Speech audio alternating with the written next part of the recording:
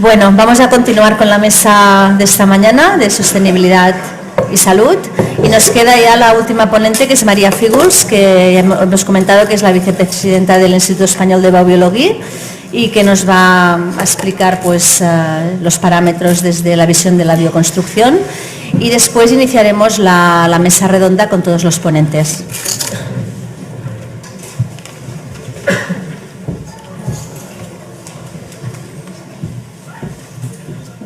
Bueno, muchas gracias, Elizabeth, muchas gracias a toda la organización por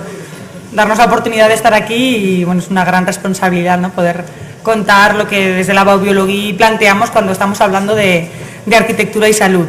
El plantear o de qué manera vamos a poder reunir como objetivo, ¿no?, cómo incluir eficiencia y espacios saludables, porque a nuestro modo de ver es algo que no es que debería, sino que va de la mano, ¿no? Y es ahí donde me voy a intentar centrar un poquito más después de la presentación que ha hecho Paulina, explicando con tanto detalle y con tanto rigor qué supone la calidad del aire interior y todos los detalles que me imagino que ha explicado Sergio. He tenido que ausentarme durante su presentación sobre lo que significa la eficiencia energética en términos de números, en términos de directivas, de normativas, y lo que eso puede suponer para la salud. Entonces, voy a intentar ver si, no sé si es dar un paso más, pero por lo menos es plantear una perspectiva o más global o más integradora en la que todo eso vaya de la mano, ¿no? Entonces, lo primero que planteamos es qué es la bioconstrucción o qué es la biobiología. Estamos recién llegados del congreso que se celebró en Rosenheim, en la sede de la biobiología en Alemania, cuando ya, eso de los años, final de los años 70, los años 80, ya se empezó a trabajar en esta zona de Alemania con estos criterios de integrar la biología dentro de los sistemas constructivos, o plantear más bien que nosotros como ocupantes, como habitantes de los edificios, no dejamos de formar parte muy importante de los propios mecanismos biológicos de la vida y del entorno, y como eso necesitamos incluirlo dentro de los propios sistemas constructivos, ya que estamos generando espacios, se me caen todos los papeles, generando espacios para trabajar y, por supuesto, espacios para vivir, ¿no?, donde queremos que se desarrolle la vida. Entonces, la biobiología, además, a raíz de este congreso, su nombre inicial era Instituto de Biobiología, que sería el término alemán para decir bioconstrucción, aunque siempre se pierde dentro de la traducción parte de la riqueza del lenguaje. Y entonces esa traducción de bioconstrucción, o que utilizamos nosotros desde el Instituto como Biobiología, era inicialmente el Instituto de Biobiología y Ecología, y recientemente ha sido cambiado a Biobiología, bioconstrucción y sostenibilidad, ¿no? Ese debate podría darnos para largo y para una sesión entera sobre si es más amplio o no hablar de ecología, hablar de sostenibilidad en términos en los que estamos trabajando y en los que yo os voy a plantear, pero sí que es cierto que por lo menos nos permite dar ese paso, ¿no?, de incluir un concepto más global que incluya la ecología, que incluya una mayor profundidad en términos de sostenibilidad en los propios principios con los que trabajamos. La definición más, digamos, más teórica, o la que nos manda desde el Instituto, es el estudio de las relaciones holísticas, es decir, el planteamiento integral del ser humano, de nosotros, los ocupantes de los edificios, con nuestro entorno edificado, residencial y laboral, ¿vale? Así que hemos trabajado en biobiología más desde la perspectiva del entorno residencial, por esa vinculación más directa que podamos tener de nosotros con nuestras viviendas. Estamos hablando de ambos casos, entorno residencial y laboral, es decir, aplicar el sentido común de la herencia vernacular con el respeto, a la salud del individuo, el respeto a la salud del entorno,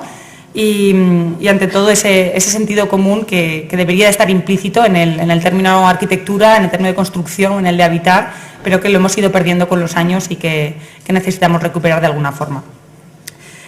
Como comentaba antes, el primer ponente ha expuesto con mucho rigor qué es lo que significa la calidad del aire en el interior, y centrándose más, por lo que comentaba, por la vinculación profesional con los entornos de trabajo, pero ya directamente nos está diciendo la OMS que estamos en torno a un 90% del tiempo en el interior de los edificios. Eso incluye nuestras largas jornadas laborales, pero incluye desde luego nuestro entorno residencial, nuestras viviendas, donde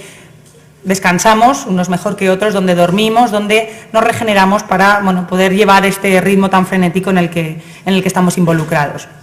Es decir, que hablar de eficiencia energética y hablar de bioconstrucción implica y supone el confort. Cuando se plantea desde las directivas europeas o desde las normativas, la manera de construir actual que aboga por la eficiencia energética, tiene un interés de ahorro o de respeto por el medio ambiente, un interés de ahorrar energía, de emitir menos emisiones de CO2 al entorno, pero hay una perspectiva de confort detrás, ¿no? Lo estaba explicando también antes Sergio, al reducir las pérdidas de calor que tenemos en un espacio, vamos a reducir también la probabilidad que tengamos de generar determinadas enfermedades en el interior del mismo. Es decir, que confort lo vamos a vincular directamente con el propio bienestar. Y en ese bienestar lo que buscamos es el bienestar a todos los niveles. No es una cuestión de bienestar térmico o bienestar del aire, sino un bienestar, estar a gusto, poder desarrollar la vida, ya sea en nuestro entorno de trabajo, con esas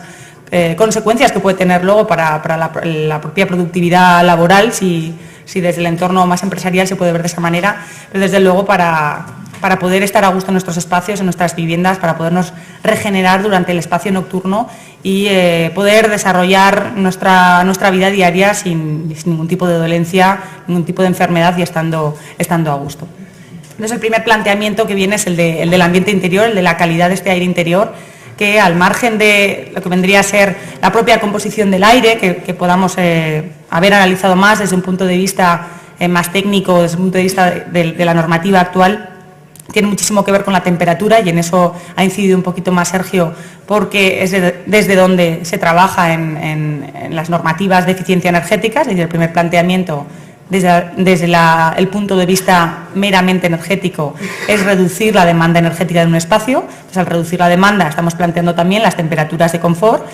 pero es importante que no hablemos de temperatura como temperatura del aire exclusivamente, ¿no? Esa importancia que pueda tener la temperatura del aire combinada con la temperatura superficial, con la temperatura radiante que vayamos a tener en el espacio, tendrá mucho que ver con esas condiciones de aislamiento térmico, es decir, con los materiales con los que hemos construido o rehabilitado una envolvente térmica. Tendrá también mucho que ver con los sistemas de calefacción. Es decir, que calidad del aire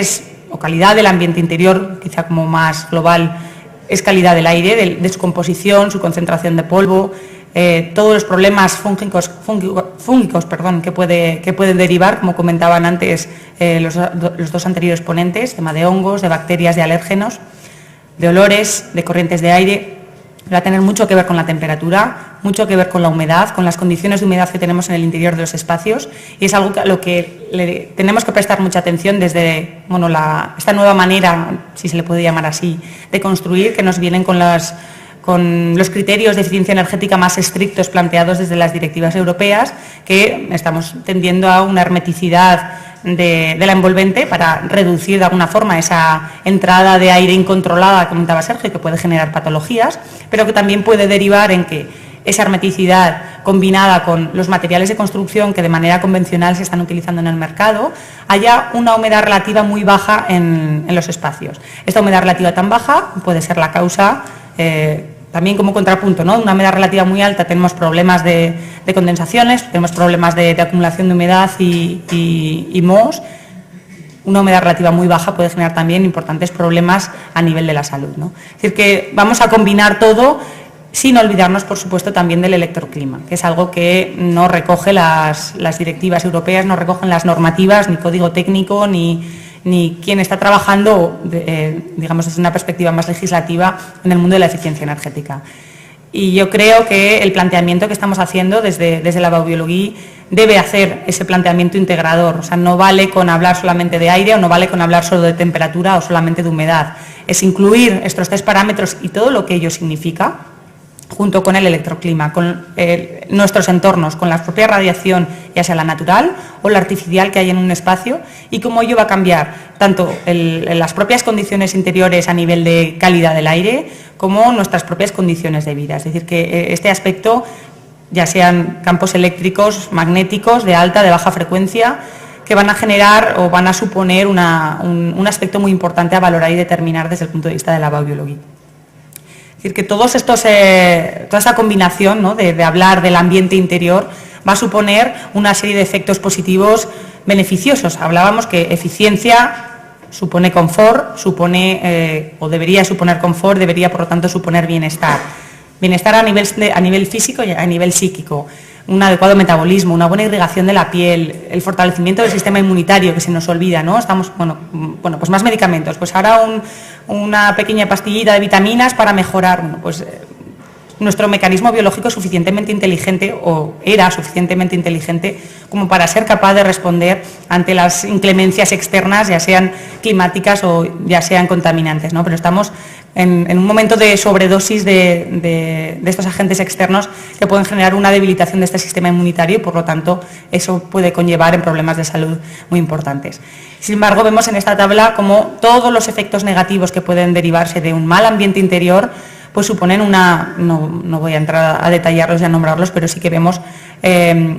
cómo eso puede entrar en un problema de salud, cómo va a mermar notablemente la salud de nuestros espacios, ya digo, a nivel laboral o a nivel de vivienda diaria, y eso supone por lo menos vamos a tener muy en cuenta este ambiente interior desde un punto de vista global, ¿no?, que recoja todos estos factores que veíamos antes. Es decir, que hablar de eficiencia energética y bioconstrucción es, vale, vamos a trabajar desde el punto de vista del ambiente interior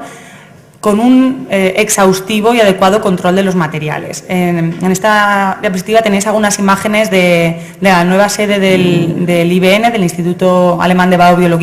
Baubiologie y Sostenibilidad en Rosenheim, en Alemania, donde se ha hecho un esfuerzo por mostrar, como modo de pequeño edificio representativo, todos los detalles de la bioconstrucción y de la eficiencia energética combinados de una manera muy precisa, ¿no?, esta manera también tan germana de ejecutar detalles, de controlar todos los detalles, y creo que es un resultado muy interesante en el que podemos plantear cómo esta eficiencia energética nos planteaba la reducción del consumo, nos planteaba la reducción de las emisiones,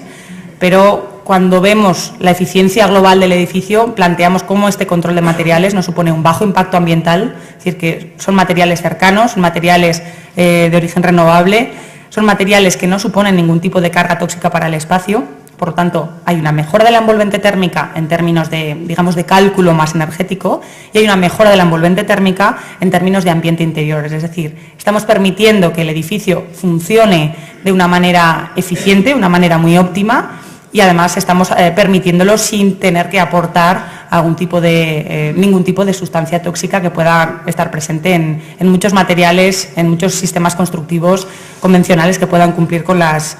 cualquier normativa de eficiencia energética.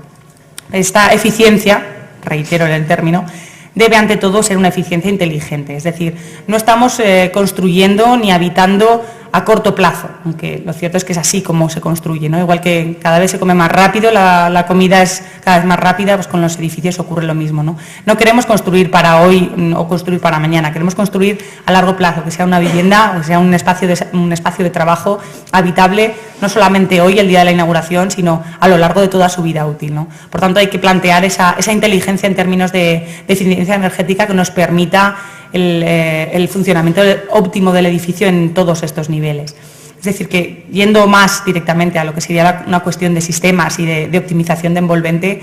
se reduce notablemente la demanda energética del edificio, adecuado, optimizamos los sistemas de climatización conforme a esta envolvente térmica. Va a haber un control de la estanquidad. Esto se ha realizado en la sede de este edificio, de la sede del IBN en Alemania. Se ha hecho un control exhaustivo de la estanquidad del mismo. No es un edificio pasivo que cumpla el estándar de casas pasivas que comentaba antes Sergio, pero sí que tiene unos niveles de consumo, no sé si están por debajo de los 15 kilovatios hora metro cuadrado año. Es una rehabilitación del edificio. Tiene un muy importante aporte de energías renovables. Y sobre todo hay un muy buen control de CO2, un buen control de la temperatura también, pero de la humedad en el interior del espacio. Es decir, que nos encontramos con que el enfoque es un enfoque realmente global, se ha planteado y se ha ejecutado de esa forma, y desde luego con esos materiales que supongan que esta envolvente funcione en todos los niveles, ¿no? Que no funcione simplemente a nivel de cálculo térmico, a nivel de cálculo de hermeticidad, pero que luego podamos tener, bueno, pues más carga en el sistema de ventilación para tener que eliminar determinadas sustancias tóxicas que hayamos podido aportar simplemente con una pintura, ¿no? Es decir, que hace falta aportar inteligencia. Esa inteligencia es algo que debería estar innato en la manera que tenemos de construir y de habitar, pero no está de más recordarla. Porque ¿qué significan estos nuevos estándares energéticos que veíamos ahora? Significaban confort, ¿vale? Significaban ahorro. ¿De qué forma? Bueno, pues a partir de una importante incorporación del aislamiento térmico en el interior de los edificios, a partir de trabajar la estanqueidad y la hermeticidad del mismo para evitar que tengamos esas fugas de calor o entradas de aire que puedan suponer una generación de patologías posteriores. Perfecto. Un importante control de puentes térmicos, sabemos por la manera en la que se ha construido en los últimos años o en la última década en este país, la importancia que tiene tratar adecuadamente los puentes térmicos, no solamente desde el punto de vista de pérdida de calor a partir de este punto, sino que además cuanto más aislamos un edificio, más importante va a ser la pérdida de calor en un punto en el que pueda perder porque haya un cambio constructivo, una pérdida de aislamiento o cualquier tipo de cambio en la geometría del edificio que haga que el cálculo propio de la transmitancia térmica en ese punto sea menor. Pero también desde el punto de vista de las propias condensaciones que van a generar, ¿no? El hecho de que tengamos un menor aislamiento térmico en un punto concreto del edificio, eso significa también que podemos tener una temperatura superficial más baja, por lo tanto va a haber un mayor riesgo de condensaciones superficiales. Condensaciones superficiales en un espacio van a ser las condensaciones que vemos directamente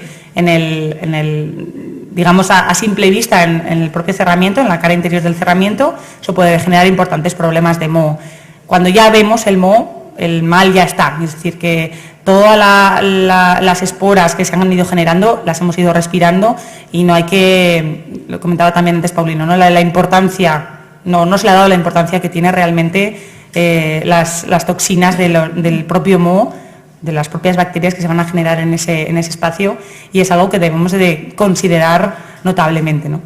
Es decir, puentes térmicos era fundamental en términos térmicos, en términos de condensaciones, por lo que ello supone, aportar captación solar e incluso que estos nuevos sistemas o estos nuevos estándares energéticos abogan mucho por la domótica, con su parte, digamos, positiva, negativa de lo que puede significar, ¿no? Vamos a permitir que el edificio funcione, lo que pasa es que nos olvidamos que los edificios también a veces son para que la gente haga uso de ellos, ¿no? Entonces, habría que plantearlo de una manera un poco más óptima. Es decir, eficiencia energética sí, eficiencia global del edificio sí, pero no estamos dispuestos a que esa eficiencia sea a cualquier precio, por encima de cualquier cosa, ¿no? Que lo que mande sea la eficiencia a corto plazo, sino que esa eficiencia debería ser a largo plazo y desde un punto de vista integral. Es decir, que todas estas cosas que acaba de comentar, de aislamiento térmico, de estanqueidad, de control de puentes térmicos, de eficiencia en los sistemas de climatización, captación solar, o esta domótica, el permitir que el edificio funcione de la mejor manera posible sin el control de los usuarios, tiene su parte positiva y su parte negativa. Vamos a ahorrar energía, ¿vale? Por lo tanto, a medio largo plazo ahorraremos dinero, que era como uno de nuestros primeros objetivos en construcción cuando empezábamos a hablar de todos estos temas. Aportaremos confort, ¿vale? Y el confort puede ser un paso previo a la sensación de bienestar. Pero ¿qué ocurre? Que si no hacemos un planteamiento completo, un planteamiento integral de todos estos factores, puede suponer que haya una baja humedad relativa en el interior de los espacios, como comentaba antes, ¿no? Que combinado los materiales de construcción, sobre todo los materiales de acabado que tenemos en los espacios, con los sistemas de climatización por aire, nos puede suponer una muy baja humedad relativa y, por lo tanto, una generación, una proliferación de enfermedades vinculadas con esta baja humedad relativa. También una temperatura uniforme, que aparentemente es algo deseable en nuestras viviendas, en nuestros espacios de trabajo, todo a 20 grados, sí o sí, todo tiene que estar a esa temperatura, pero nuestros mecanismos biológicos, nuestra manera de responder ante los estímulos está preparada para que funcionemos de manera diferente ante distintas temperaturas. Entonces es deseable también que ese control pueda estar, no será lo mismo en la zona de dormir, en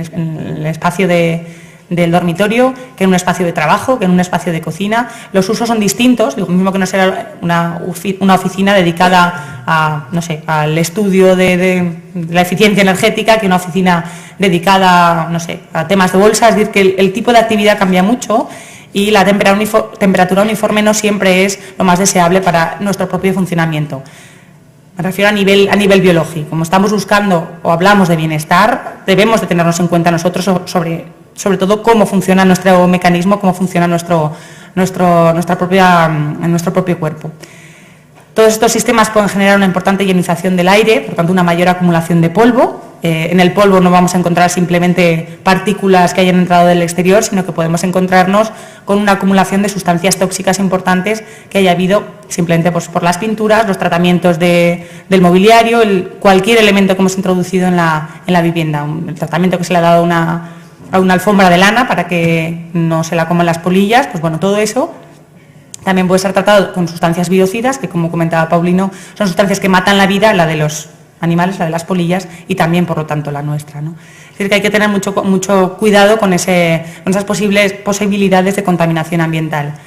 Todo ello puede llevarnos al disconfort, es decir, que una mejora de todas estas condiciones pueden suponer confort, pero también disconfort en este sentido, y ya como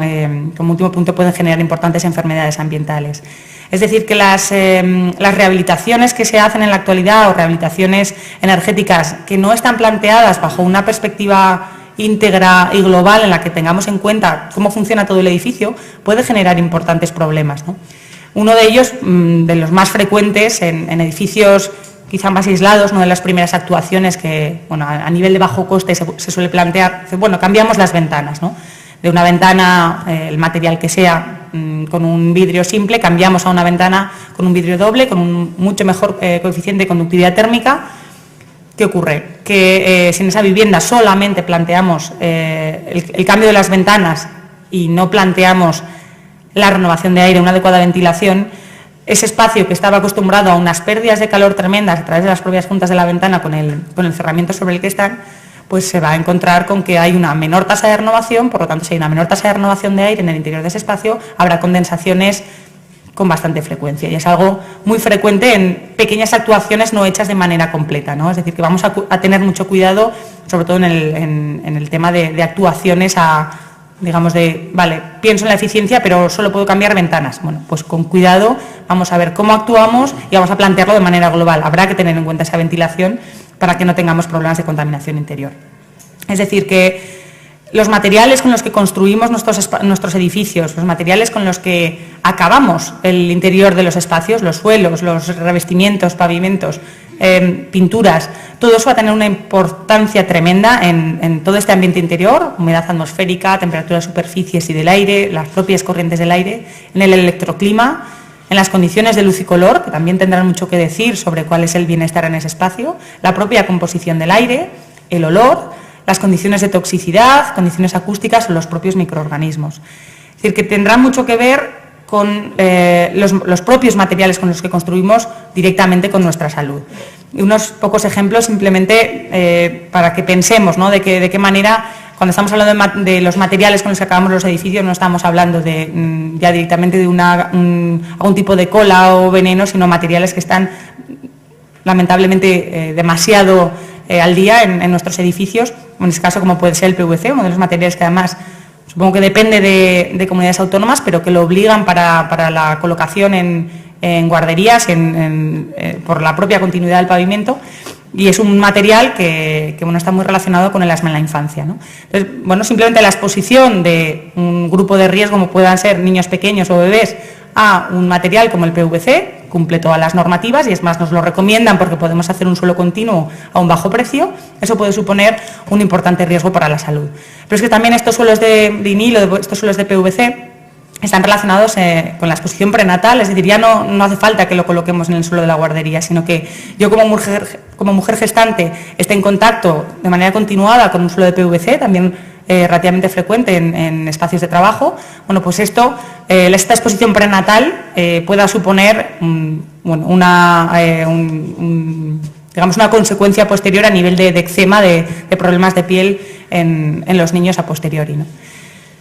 No hace falta tampoco solamente, no hace falta solo hablar de PVC, son muchos los contaminantes que introducimos en los acabados de nuestros edificios, o son muchos los materiales de construcción, de equipamiento, de acabado que llevan retardantes al fuego, que están muy vinculados con déficits sociales, conductuales y de aprendizaje. Es decir, que muchos de los problemas, no voy a hacer la generalización, ¿no?, de que los problemas de atención de niños, adolescentes en la actualidad estén directamente vinculados con esta exposición, pero sí que hay una relación bastante estrecha y bastante directa. Es decir, que esa exposición prenatal o esa exposición en la infancia temprana son momentos de alto riesgo para esta población, supone que podamos desarrollar enfermedades a lo largo de nuestra vida, ¿no? O simplemente las 9 primeras semanas de embarazo, que es el momento en el que se está desarrollando todo el tubo neural del futuro bebé. Bueno, pues si en esas 9 semanas uno está expuesto a determinadas sustancias, bueno, pues se puede derivar en enfermedades muy importantes a lo largo de toda su vida, ¿no? Es decir, que estamos jugando con nuestra salud, la salud de toda nuestra población.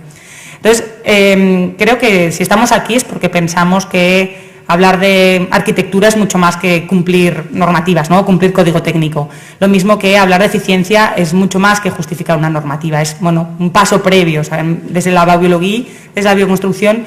por supuesto que se cumplen normativas de calidad del aire, normativas de eficiencia energética, pero no como mero objetivo, sino como parte del proceso para llegar mucho más allá, ¿no?, porque lo que buscamos es ese momento de salud y de bienestar. Entonces nos tenemos que acoger siempre al principio de cautela y a la LARA de la OMS, el as low as reasonable achievable. Es decir, vamos a intentar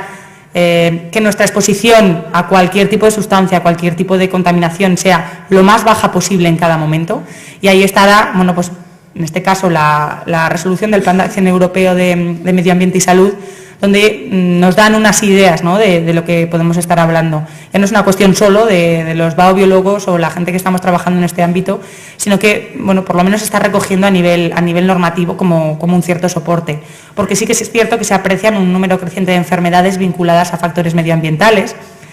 Las enfermedades respiratorias son la segunda causa de mortalidad, de incidencia y de prevalencia y de gasto, por lo tanto, claro. En la Unión Europea, además, son la principal causa de mortalidad infantil en menores de 5 años. Y ya no solamente estamos hablando de la contaminación exterior, la contaminación de la industria o la contaminación de los coches, estamos hablando también de contaminación interior de nuestras viviendas, ¿no? Entonces, esta contaminación doméstica, teniendo en cuenta que estamos un 90% de nuestro tiempo en el interior de los edificios, es como para tenerlo en cuenta, ¿no? Porque la propia OMS ya ha planteado, ¿no?, esa vinculación o esa influencia de determinados contaminantes químicos y determinadas enfermedades ambientales. Es decir, hay un incremento de cánceres de vejiga, de huesos, de pulmón, de mama, relacionados con factores ambientales y factores ambientales que tienen que ver con productos químicos que utilizamos en nuestro día a día, en la construcción de nuestros edificios, en el acabado, en pinturas, en tratamientos, en colas, luego ya en el día a día de nuestro edificio, ¿no?, en la propia cosmética, en los textiles con los que trabajamos, y todo ello, bueno, pues supone que en estos últimos años haya cada vez un mayor número de enfermedades emergentes que suponen un importante problema a tener en cuenta desde el punto de vista de la salud global y desde el punto de vista de cada uno de esos casos por el riesgo que supone. Y enfatiza con mucho detalle este Plan de Acción Europeo los grupos de riesgo y las personas vulnerables, ¿no? Es decir, que embarazadas, niños, personas mayores, personas convalecientes, estamos expuestas exactamente igual que cualquier persona adulta en su mejor condición de salud, y las normativas no están previstas para un bebé o no están previstas para una embarazada o para una persona convaleciente de un cáncer. Están previstas o están pensadas para el mecanismo de respuesta que tiene una persona adulta. Es decir, que no es lo mismo un grupo de población que otro, y debemos tenerlo en cuenta, ¿no? También tener en cuenta la resolución 1815, no me voy a extender más que recordar, ¿no?, que de alguna forma reconocen los efectos biológicos no térmicos, que es hasta lo que ahora la normativa recoge, para plantas, para insectos, para animales y como para el propio cuerpo humano, ¿no? Es decir, que muy por debajo de los niveles, de los umbrales normativos, nos encontramos con que hay una respuesta de nuestro organismo, y no es la respuesta deseable porque hay una afección. Es decir, el principio de precaución, vamos a intentar llevarlo como máxima. Es decir, no vale que sigamos siendo conejillos de indias de tecnología, de materiales, de la forma que tenemos de construir y de habitar. Es decir, vamos a demostrar que realmente es algo inocuo y entonces si me han demostrado que es inocuo podremos utilizarlo. Y no vamos a ir utilizando un producto, un sistema y 15, 30, 20 años más tarde, los que sean, vamos a decir, ostras, pues es verdad, el amianto no era muy bueno para la salud, ¿no? Es decir, que vamos a pensar de una forma mucho más global, o vamos a intentar pensarlo, ¿no? Por eso, la importancia de que pensemos los edificios en su globalidad, pensemos no solamente vale, es una cuestión de dinero, es una cuestión de ahorro de emisiones, sino que es una cuestión de salud y de vida. He puesto el ejemplo del caso de la población de riesgo de los bebés y de los niños porque realmente es importante que nos demos cuenta que funcionamos o que estamos funcionando de manera diferente. Los propios bebés respiran mucho más que los adultos porque además están mucho más cerca del suelo donde se va a acumular parte del polvo que va a recoger esas sustancias contaminantes que hay en nuestro entorno interior. Todo se lo comen, es decir, que ¿cómo se llaman? Los elementos que están en contacto con la comida de bebés y que está prohibido en este caso, que a día de hoy en la normativa española, que no contengan bisfenol A, pero probablemente un juguete, uy, ya se me acaba el tiempo, un juguete sí que pueda estar en contacto, o sea, sí que pueda contener este producto y un bebé igualmente se lo come, ¿no? Es decir, comen y beben mucho más, sobre todo tienen un sistema mucho más inmaduro y pueden recibir sustancias que la madre había acumulado y que van a pasar a través de la placenta. Es decir, que vamos a tener en cuenta la dosis, es decir, que no nos sirve ya decir que son dosis muy bajas, pero son dosis muy bajas a lo largo de mucho tiempo. Por lo tanto, nuestros mecanismos de autorregulación llega un momento que responden ya como si fuera una dosis muy alta. Eso hace que se acumulen estas sustancias en el organismo y que debamos aplicar el principio de precaución. No es una cuestión solo de inhalación, es decir, que es a través del aire que recibimos una parte importante de estos contaminantes, pues también por contacto, es también por ingestión, es decir, miraremos mucho el día a día, esto igual ya no tiene tanto que ver con nuestro funcionamiento diario como nuestra labor de arquitectos, no decir, mira, no puedes utilizar este producto de limpieza o este producto cosmético, pero todos somos antes habitantes y ocupantes de viviendas que arquitectos o técnicos o ingenieros, es decir, que hace falta que lo tengamos en cuenta. Entonces, todos estos factores de riesgo de los que estamos hablando es un compendio de factores físicos, químicos y biológicos, un compendio de campos eléctricos y magnéticos alternos, campos electromagnéticos de baja frecuencia, campos electromagnéticos de alta frecuencia, todo lo que tenga que ver con radiación de telefonía móvil y radiaciones de alta comunicación inalámbrica, con la electrostática y la magnetostática, la radiactividad o el gas radón, sustancias químicas como el formaldehído, todos los compuestos orgánicos volátiles y los poco volátiles, los persistentes, metales pesados, humos y toda la contaminación que venga de los factores biológicos propios de mohos, de hongos, de ácaros, partículas en suspensión. Entonces, como para cerrar un poquito, simplemente quería mencionar que desde la baubiología se trabaja con esta perspectiva de salud y de bienestar y se plantea una normativa de referencia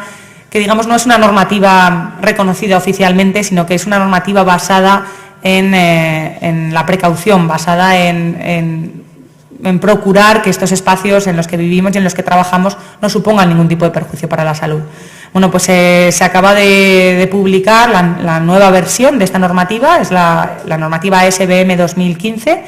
que es la octava publicación actualizada de la propia normativa y que supone de pequeños cambios respecto de la normativa anterior. No voy a entrar a detallar todo ello, pero sí que mencionar la importancia que tiene no solo lo que medimos, sino el protocolo en el que medimos determinadas radiaciones o partículas en el interior de las viviendas, ¿no? Es decir, que hace falta que los técnicos que trabajamos en la salud, en la sostenibilidad de nuestros edificios, entendamos muy bien qué es lo que estamos midiendo y cómo lo medimos, ¿no? No vale con decir, bueno, vamos a medir un campo eléctrico alterno, compro un aparato y ya está, sino que hace falta entender muy bien que el protocolo de medición supone, en este caso, ¿no?, es medir 3 campos y con ellos hacer una combinación adecuada de parámetros. Es decir, que estos parámetros con los que trabajamos en baubiología, que serían no significativo, serían parámetros muy básicos, a partir de los cuales no hay ningún tipo de riesgo para la salud, débilmente significativo, en el cual ya tendríamos que pensar en una actuación de saneamiento a corto plazo, fuertemente significativo, que serían valores ya a tener muy en cuenta, y extremadamente significativo, a partir de estos datos sería realmente urgente una respuesta, una acción, un saneamiento de los edificios, ¿no? ¿Y qué ocurre? Que las actuales normativas en términos de concentración de determinados tóxicos o en términos de radiaciones, si acaso el valor más bajo estaría en extremadamente significativo, ¿no? Es decir, que nosotros trabajamos con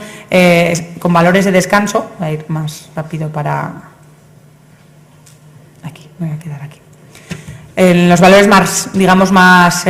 altos o más bajos para la normativa son los que nosotros plantearíamos en una zona de descanso como valor límite. Entonces, simplemente destacar que la actual normativa le da mucha más importancia, o hasta ahora no estaba incluido dentro de la normativa, a las cuestiones de iluminación, de la propia iluminación biológica, es decir, que vamos a valorar no solamente la propia eficiencia energética de las bombillas y valorar cuál es el consumo energético que suponen, sino entrar a valorar muy bien cuál es la calidad real de la luz, ¿no? Cuál es nuestra exposición dentro de nuestra exposición a la luz artificial. Entonces vamos a trabajar mucho con este tema, que es algo que se ha venido trabajando y desarrollando mucho desde el punto de vista de la bioconstrucción en los últimos años y que ahora vamos a entrar a medir y a valorar. Entonces, con esto, como me han sacado la tarjeta roja, tengo que cerrar, no quiero extenderme más de la cuenta. Los factores, la normativa, los parámetros con los que estamos trabajando, digamos, como norma complementaria a lo que significa la bioconstrucción. Es decir, que biobiología no es cumplir la normativa SBM, es mucho más que eso, y lo que hacemos es comprobar o garantizar a través de estos números que los espacios de trabajo los espacios de trabajo y de vida sean espacios saludables y que promuevan el bienestar. Entonces, toda esta normativa la tenemos, está todavía la versión del 2008 colgada en nuestra web, quien quiera está a vuestra disposición para consulta y para lo que se necesite, y en próximos días terminaremos de traducir las novedades que ha habido respecto de la normativa 2015, que es principalmente tema de contaminación acústica, contaminación lumínica, no desde el punto de vista solamente de la eficiencia energética, sino desde el punto de vista de la calidad biológica de la luz. Entonces lo dejo aquí, os agradezco la atención, el tiempo y cierro hasta que vamos a empezar ahora ya el debate, ¿no?